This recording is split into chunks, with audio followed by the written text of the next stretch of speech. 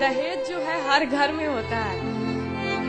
मैं चाहती हूँ, आप धर्म के बहुत बड़े प्रचारक हैं, तो मैं चाहती हूँ कि आप जहाँ भी जाए, कम से कम आधा घंटा दहेज के बारे में जरूर बोले, क्योंकि मोदी जी भी मतलब एक लागू किए हैं बेटी बचाओ बेटी पढ़ाओ, लेकिन जब तक वो दहेज खत्म नहीं करेंगे कभी ना बेटी बचेगी ना पढ़ेगी। क्योंकि सबसे बड़ा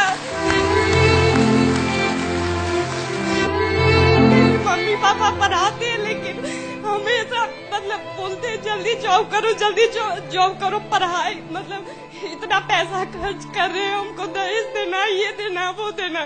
तो मैं चाहती हूँ कि आपका हर कथा में कम से कम आधा घंटा सबको दहेज के बारे में जरूर बताया जाए। कि हम देखते हैं कि हमारे हिंदुस्तान के कल्चर में आमतौर पे किसी की शादी होती है जब, तो अक्सर औरत मर्द को दहेज देती है, उसे कहते हैं डाउरी देती है आमतौर पे। और इस्लाम में उल्टा है। इस्लाम में अल्लाह ताला फरमाते हैं सूरह निसा में सूरह नंबर 4 आयत नंबर 4 में कि जब भी आप शादी करो तो अपनी होने वाले बीवी को एक गिफ्ट दो, तोहफा दो। हम जिसे कहते हैं महर निकाह होने के लिए फर्ज है। हमारे इस देश में आमतौर पे उल्टा होता है कि वो औरत होने वाले मर्द को दहेज देती है, और मार्केट के ऊपर डिपेंड होता है। अगर वो डॉक्टर है तो मांगेगा 1 करोड़ रुपया या 10 लाख, डिपेंड कौन से इलाके से आता है। इंजीनियर है तो 5 लाख, ग्रेजुएट है तो 1 लाख, जैसे भेड़ बकरियों का बिकते हैं। और अफसोस की बात है कई मुसलमान भी इसको अमल करते हैं, बिल्कुल गलत है।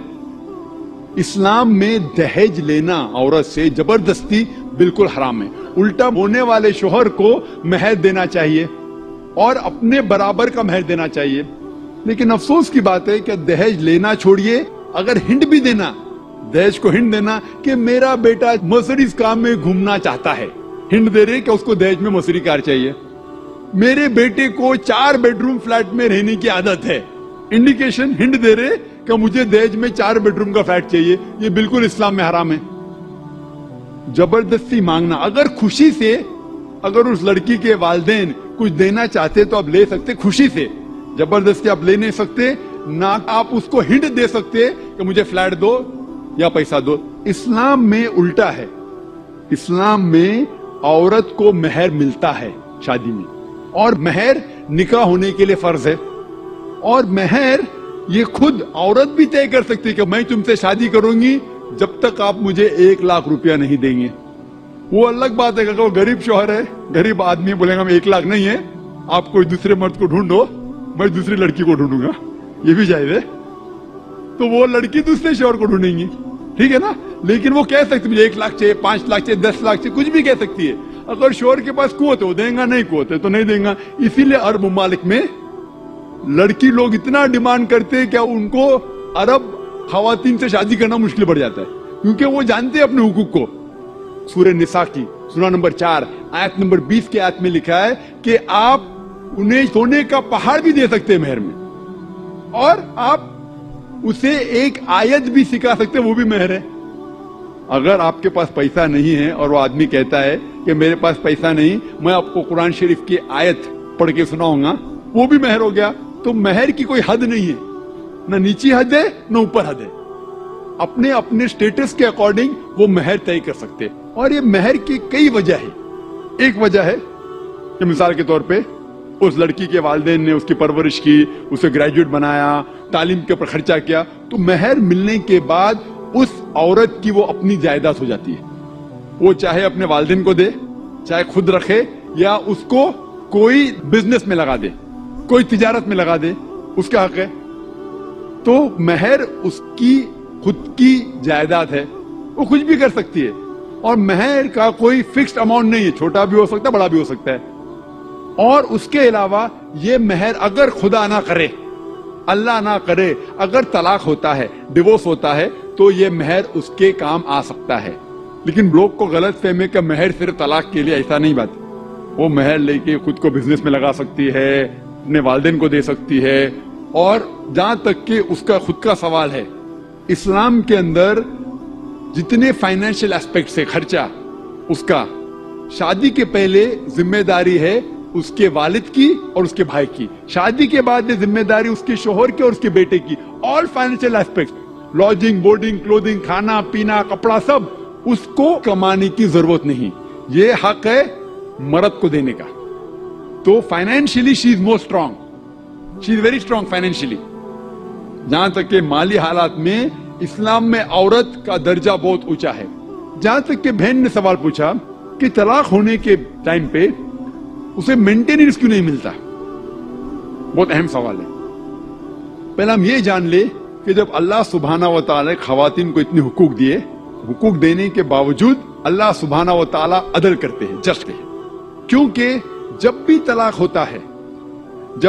होता है घाटे में जाता है मर्द इस्लाम में ज्यादा, क्योंकि जब तलाक होता है उससे अगर वो महर नहीं दिया होगा देना फर्ज हो जाता है, भले वो महर 50,000 हो, 1 लाख हो, 5 लाख हो, 10 लाख हो, वो उसे तय करना चाहिए। जब महर देता है तो औरत का नुकसान कुछ नहीं होता। और तलाक होने के बाद आदमी भी शादी कर सकता है, औरत भी शादी कर सकती। जब तलाक हो जाता है उसे महर तो मिल जाता है, जब नई शादी करती है नया महर मिलता है। आप सोचिए, आदमी जब नया शादी करता है उसको नया महर देने पड़ता है, तो आदमी नुकसान में है।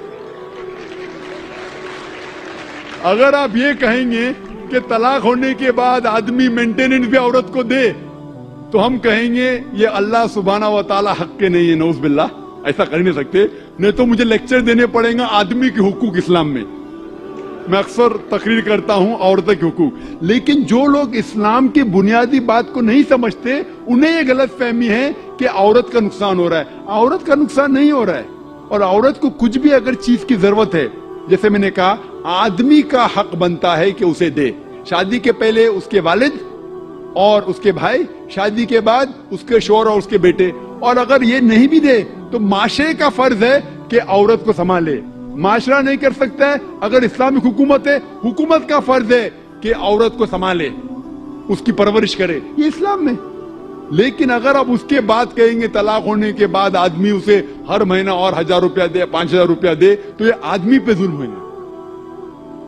लेकिन जो महर तय होता है शादी के पहले निकाह में, क्या मुझे चाहिए 5 लाख रुपया, उसे वो संभाल सकती है।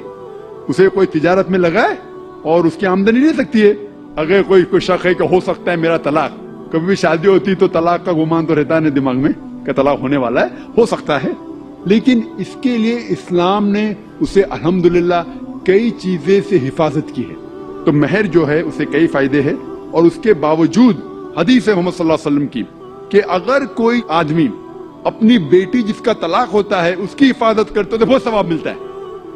तो इस्लाम में जो तलाकशुदा औरत है उसके लिए अल्हम्दुलिल्लाह कई तरीके हैं जिससे उसकी हिफाजत की जाती है। जो आप जो कह रहे हैं वो यहाँ के माशरे के बारे में कह रहे हैं, तो मैं कहता हूं कि यहाँ के खवातीन को अपने हुकूक खुद पता नहीं, उनकी गलती है, इस्लाम की नहीं। हमारे खवातीन और हमारे मर्द खुद नहीं जानते, तलाक कैसा देना जानते नहीं। गलती किसकी? इस्लाम की, इस्लाम की नहीं, इस्लाम के फॉलो करने के मुसलमान की। अगर आप इस्लाम को जानना चाहते हैं तो मुसलमान को मत देखिए। जिस तरीके से आज मैंने कहा, आप अगर मर्सिडीज कार को जानना चाहते कितनी अच्छी है, अगर कोई ड्राइवर जो ड्राइविंग नहीं जानता है उसके पीछे बैठा स्टीयरिंग व्हील के ऊपर और मर्सिडीज कार को ठोक लेता है, तो गलती किसकी? मर्सिडीज कार की क्या ड्राइवर की? ड्राइवर की। उसे मर्सिडीज कार चलाने आता नहीं। तो इसीलिए इस्लाम को अगर जानना चाहिए तो आपको कुरान को पढ़ना चाहिए और सही हदीस को। ये अफसोस की बात है कि कई मुसलमान खुद नहीं जानते कुरान और हदीस में क्या लिखा है, किस तरीके से तलाक देना चाहिए, किस तरीके से बर्ताव करना चाहिए अपनी बीवी के साथ। इसीलिए मैं तकरीर कर रहा हूँ, तो लोगों को कुरान और हदीस के करीब लेके आऊँ। Hope that answers the question.